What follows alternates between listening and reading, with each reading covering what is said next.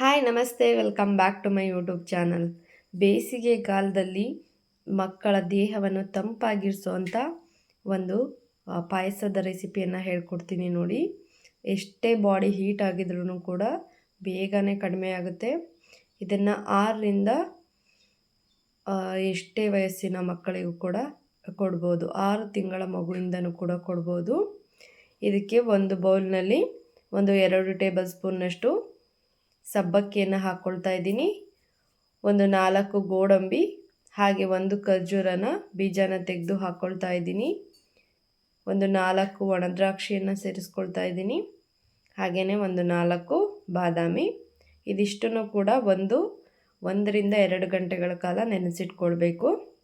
ತುಂಬಾ ಬೇಗ ಮಾಡ್ಕೊಳ್ಬೋದು. ಸಬ್ಬಕ್ಕಿನ ಒಂದು ಇಡೀ ರಾತ್ರಿ ನೆನೆಸ್ಕೊಳ್ಬೇಕು ಅನ್ನೋ ಅವಶ್ಯಕತೆ ಏನಿಲ್ಲ.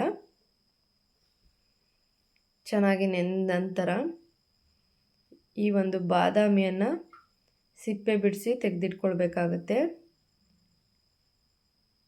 ತುಂಬಾ ಬೇಗ ಕಡಿಮೆ ಸಮಯದಲ್ಲಿ ಮಾಡ್ಕೊಳ್ಬಹುದು. ನೀವು 6 ತಿಂಗಳ ಮಗುವಿಂದ 1 ವರ್ಷದವರೆಗೆ ಮಕ್ಕಳಿಗೆ ಕೊಡ್ತಿದ್ದೀರಾ ಅಂದರೆ ಇದನ್ನು ರುಬ್ಬೋವಾಗ ನುಣ್ಣಗೆ ಗ್ರೈಂಡ್ ಮಾಡ್ಕೊಳ್ಬೇಕಾಗತ್ತೆ. 1 ವರ್ಷ ಮೇಲ್ಪಟ್ಟ ಮಕ್ಕಳಿಗೆ ತರಿಯಾಗಿ ಪೇಸ್ಟನ್ನು ಮಾಡಿಕೊಂಡ್ರೂ ನಡೆಯುತ್ತೆ. ಈಗ ನೋಡಿ, ಬಾದಾಮಿ ಸಿಪ್ಪೆನ ಕ್ಲೀನಾಗಿ ಬಿಡಿಸ್ಕೊಳ್ತಾ ಇದ್ದೀನಿ. 1ರಿಂದ 2 ಅವರ್ ನೆನೆಸಿದ್ರೆ ಕೂಡ ಸಿಪ್ಪೆ ಆರಾಮಾಗಿ ತೆಗೆಯೋದಕ್ಕೆ ಬರುತ್ತೆ.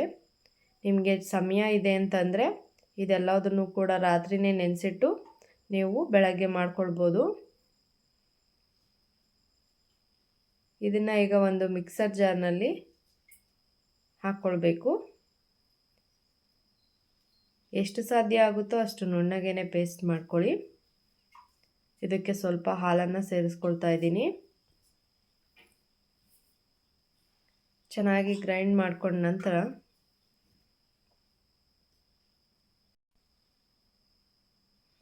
ಇದನ್ನು ಒಂದು ಸ್ಟವ್ ಮೇಲೆ ಪಾತ್ರೆನ ಇಟ್ಟು ಅದಕ್ಕೆ ಹಾಕ್ಕೊಳ್ಬೇಕು. ಸಣ್ಣ ಉರಿನಲ್ಲಿ ಅಂದರೆ ಲೋ ಫ್ಲೇಮ್ನಲ್ಲಿ ಇಟ್ಕೊಂಡು ಚೆನ್ನಾಗಿ ತಿರುಗಿಸ್ಕೊಳ್ಬೇಕು. ಇದು ಎಲ್ಲದೂ ಕೂಡ ಸಬ್ಬಕ್ಕಿ ಎಲ್ಲ ಚೆನ್ನಾಗಿ ಬೇಯಬೇಕು. ನೀವು ರಾತ್ರಿನೇ ನೆನೆಸಿಟ್ಕೊಂಡಿದ್ದೀರಾ ಅಂದರೆ ಸಬ್ಬಕ್ಕಿ ತುಂಬ ಬೇಗ ಬೇಯುತ್ತೆ.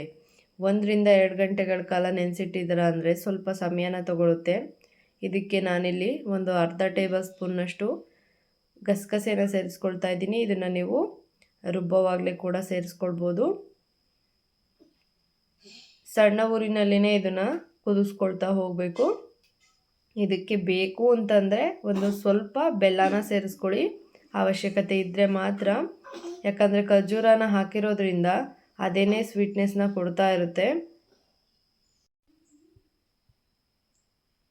ಸಬ್ಬಕ್ಕಿ ಎಲ್ಲ ಚೆನ್ನಾಗಿ ಬೆಂದ ನಂತರ ನೀವು ಸ್ಟವನ್ನು ಆಫ್ ಮಾಡ್ಕೊಳ್ಳಿ. ನೋಡಿ ಎಷ್ಟು ಚೆನ್ನಾಗಿ ಕುದೀತಿದೆ ಅಂತ ಹೇಳಿ. ಸ್ವಲ್ಪ ಗಟ್ಟಿ ಆಗುತ್ತೆ ನೋಡಿ. ಈಗ ಸಬ್ಬಕ್ಕಿ ಬೆಂದಿದೆ, ಅದೇ ಮಣಿಯ ರೀತಿಯಲ್ಲಿ ಕಾಣುತ್ತೆ. ಈಗ ಇದನ್ನು ಒಂದು ಬೌಲ್ನಲ್ಲಿ ಹಾಕಿ ಸ್ವಲ್ಪ ತಣ್ಣಗಾದ ನಂತರ ಮಕ್ಕಳಿಗೆ ಕೊಡ್ಬೋದು. ಇದಕ್ಕೆ ನಿಮ್ಮ ಇಷ್ಟದ ಯಾವುದೇ ಹಣ್ಣನ್ನು ಕೂಡ ಸೇರಿಸಿ ಕೊಡ್ಬೋದು. ಬಾಳೆಹಣ್ಣನ್ನು ಸ್ಮ್ಯಾಶ್ ಮಾಡಿ ಕೂಡ ಹಾಕ್ಕೊಳ್ಬೋದು. ಬಾಡಿ ಹೀಟನ್ನು ತುಂಬ ಬೇಗ ಕಡಿಮೆ ಮಾಡುತ್ತೆ. Thanks for watching.